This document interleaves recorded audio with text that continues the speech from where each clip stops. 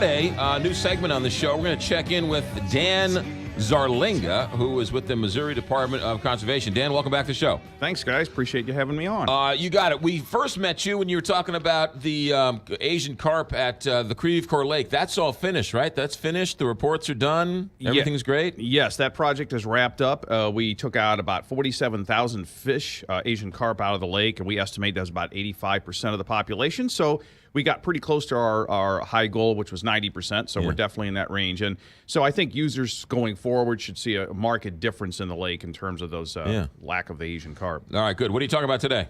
Well, we're coming up on spring next week. Everyone wants to get out in the springtime, and I think we will be seeing some nice weather here coming up. And so the Conservation Department actually offers about 1,000 different conservation areas spread out throughout the state. So we try to offer folks a lot of opportunity to get out and enjoy nature and discover it.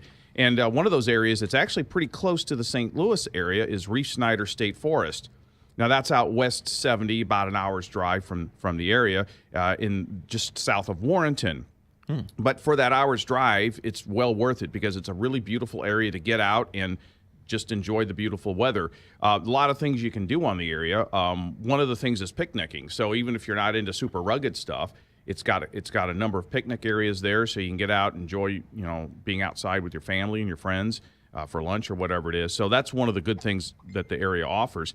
But it's about 1,300 and 800 acres of mostly forested land. So, and it's got some topography, some hills and stuff. So you kind of feel like you're kind of getting out there, right? But yet you're only about 15 minutes south of I-70. So it's pretty easy to get to in that regard. So you're saying, take, what is that, 47? Just take 47 south? No, there? it just takes 70. 70? 70. To the Warrenton exit. Right, and then that south. Okay, yes. and then, okay. Yeah. And then, so that's like right by Aspenhof out there, right? And by Marthasville and over there? It's kind of, I guess, north of that maybe. Yeah. So it's really an easy drive to get to. So it's not difficult. And hours not that long. And so it offers a lot of opportunities. It's about 90% forested, and we're always working on the area to improve the habitat for wildlife and the forestry resources there. So you'll see a lot of wildlife. If you are a hunter, you'll see deer, turkey, squirrels, in the appropriate season.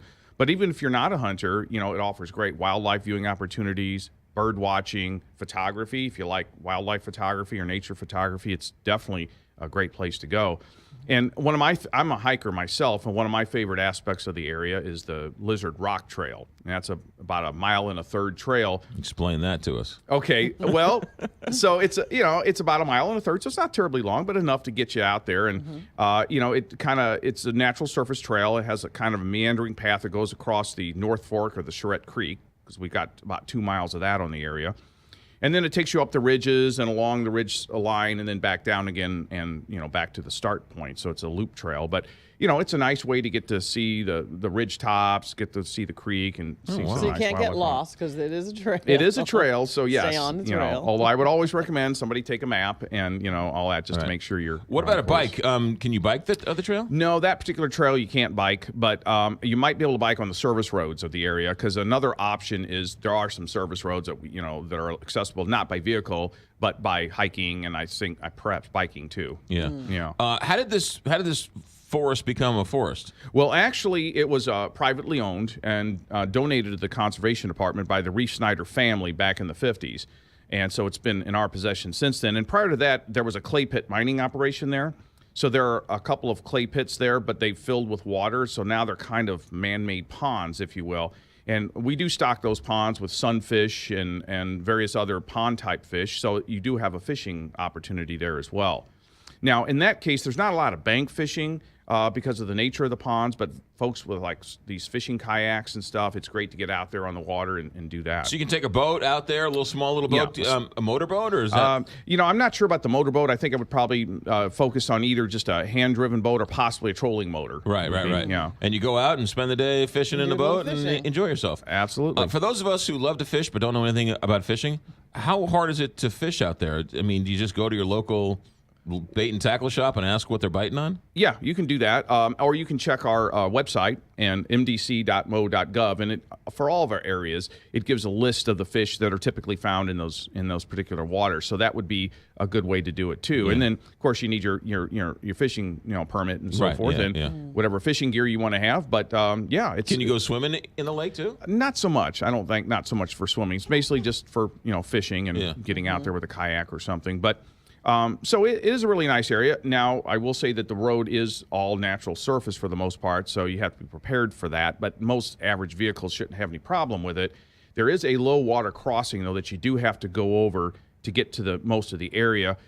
It's usually not an issue, but after a really heavy rain, you might want to check it to make sure you're comfortable crossing it. Do you find people use it as a 4x4 trail and do a little rough driving on it? Not so much. Yeah. No, we don't. That's not really what that area is intended for. But certainly we have the service roads which people can walk on and stuff like that to further explore the area beyond the trail if you want. All right, so where can they go to find out more about this great state forest that we didn't know about before? Okay, well, Reifsnider State Forest, you can definitely find out more at the Conservation Department's website, which is mdc.mo.gov. Go to the top of the page. There's a Places to Go tab. You can click on that, and that takes you to our online atlas. And through the online atlas, you can search areas by name, by type of activity, by location in the state, and it'll get you really lots of information that you can click to find maps and all kinds of stuff.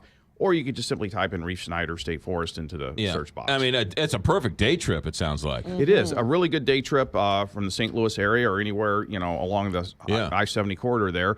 And, just a great way to do a little hiking, do a little picnicking, if you want to do a little fishing, bird watching, all that stuff. 70 to Warrenton, and then south on, that's 47 there. And I believe it is, South, yes. well, yeah. Yes. Yeah, wow. Dan Zarlinga with the Missouri Department of Conservation. Good stuff. Thanks for coming in. Thanks for having us. 840.